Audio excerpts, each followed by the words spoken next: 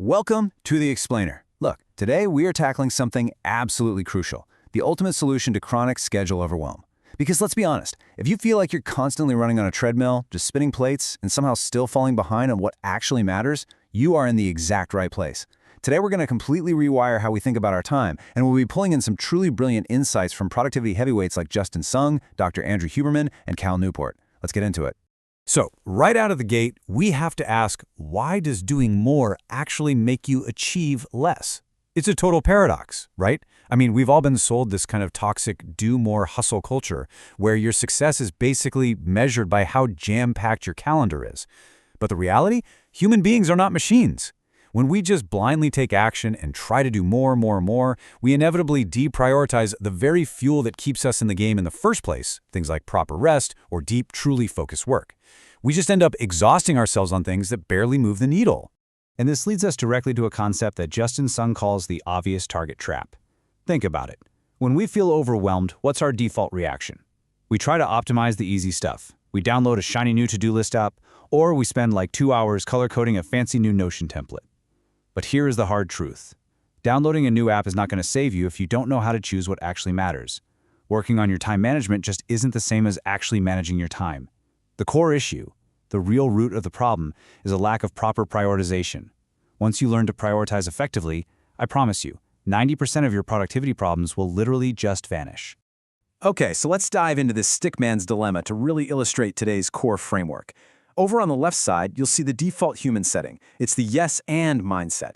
Someone asks our stickman to grab a coffee, and he instantly thinks, cool, I'll do that, and I'll finish my big report later, and I'll go for a 5-mile jog. He's just stacking tasks until he inevitably drops. But now, look at the alternative on the right. This is Justin Sung's or, not, and framework. Instead of stacking, our stickman is forced to choose. He can get coffee, or he can finish the report. If he chooses the coffee, he is not doing the report. It's that simple. You simply cannot do it all.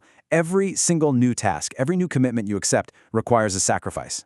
Which brings us to the most absolutely crucial takeaway. You need to anchor this one question permanently in your mind: what will I sacrifice to fit this in?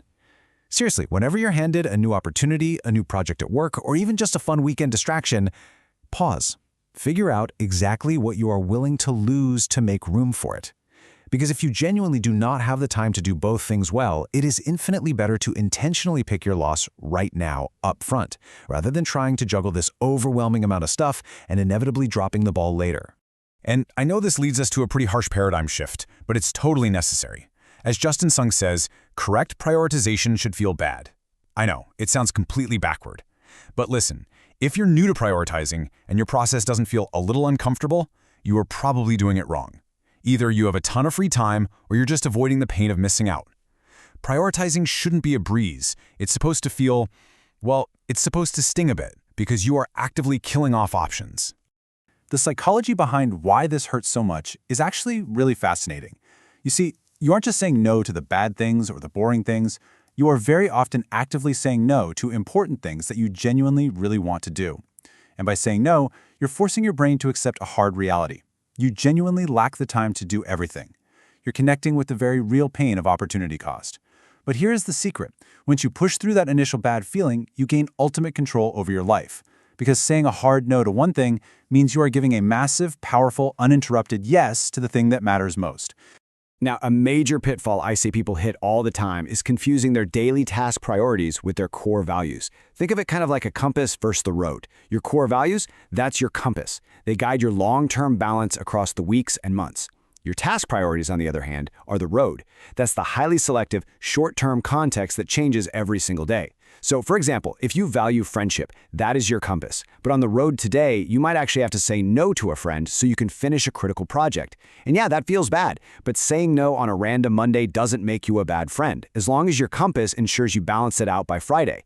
So don't let short-term task guilt derail your long-term compass. Because if we don't clearly define those priorities, the consequences are honestly disastrous. Just look at this number for a second, 37%. According to project management data, that is the percentage of projects that fail entirely. And why? Due to poorly articulated goals and a lack of clear direction. When you lack clarity, it just leads to internal conflict, wasted resources, and massive execution delays. We absolutely have to know what our true target is, otherwise we just become another statistic. And this perfectly illustrates the brutal math behind prioritization. It's the Pareto principle, better known as the 80-20 rule. Basically, 20% of your inputs drive 80% of your outcomes. Think about what that means for your schedule. If you have 10 things on your to-do list today, and you don't prioritize using that or not and framework, you have an 80% chance of wasting your time on busy work that absolutely does not move the needle. Your goal isn't to smash out tasks as fast as humanly possible. The goal is to identify that golden 20%, those key levers, and actively, ruthlessly reject the rest. All right, Section 1, Structuring Your Deep Work, Executing the 20% That Matters. So we know what to do, but how do we actually execute that golden 20%? Well, we have to get dangerously productive by structuring our deep work based on our actual human biology. Step 1, and this is straight from Cal Newport, give your time a job. You need to assign specific tasks to specific blocks of time in your day. Step 2, leverage your brain's natural 90-minute ultradian cycles. Your brain naturally shifts from highly alert to less alert every 90 minutes, so you really want to ride that biological wave. And step 3, leaning on Dr. Andrew Huberman here, use biology to fuel your focus. Fasting until noon naturally increases adrenaline for heightened learning. Or you can try aligning your deep work block for right when your natural cortisol and body temperature are rising in the morning. Now, when you combine all of these elements, you enter what Dr. Huberman calls the tunnel. And let me tell you, this is a sacred 90-minute block of pure, uninterrupted work. Your phone is entirely off. Not on airplane mode, I mean completely off. You're listening to low-level white noise to put your brain into an optimal state, and crucially, your screen is positioned exactly at eye level or even slightly higher. Why? Because looking up literally leverages your brainstem neurons to trigger a state of heightened alertness. So this isn't just you trying hard to focus. This is you biologically training your brain to achieve deep work. But to protect that tunnel, you are going to need some incredibly rigid boundaries. Cal Newport hit the nail on the head when he said, "Fix the schedule and don't work outside of that schedule." If you give yourself endless, open-ended hours to complete a task, you're just going to waste them. But if you fix your schedule and enforce a hard stop at the end of the day, it actually drives innovation. It forces you to be dangerously efficient within the limited hours you have. You stop relying on tomorrow. You stop doing those crazy 10-hour panic days. You just put in your deep work time, you get fundamentally better at what you do, and then you clock out. We've covered a lot of ground today, but it really all comes back to this one single truth. True control isn't about fitting everything in, it's about mastering what to leave out. Think back to our stickman from earlier. By utilizing the or not and framework, by accepting the temporary pain of saying no, and by biologically optimizing the few tasks he actually says yes to, he finally finds a balanced schedule and true long-term fulfillment. Because sometimes, intentionally doing less stuff is exactly how you get way more results.